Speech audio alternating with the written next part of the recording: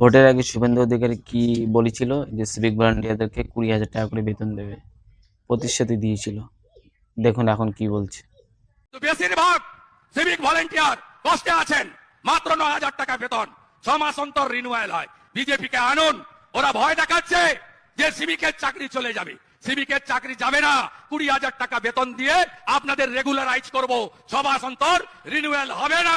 এটা ভারতীয় জনতা পার্টির প্রতিশ্রুতি। আমরা 2,000 টাকা কেন করেছি, তার কারণ হচ্ছে আমরা সিভিক ভলেন্টিয়ার, ভিলেজ পুলিশ, আমাদের অন্যান্য যেগুলো আছেন কন্ট্রাকচুয়াল, এদের অনেক জল মিশানো, এদের যোগ্যতা নেই, অনেকেরই এডুকেশন সার্টিফিকেট ভুয়া, অনেকেই পার্টির ক্যাডার হিসেবে কাজ করেন, নিজের কাজ করেন না, অনেকেরই শারীরিক দক্ষতা নেই, অনেকের বয়সের সার্টিফিকেট ভুয়া।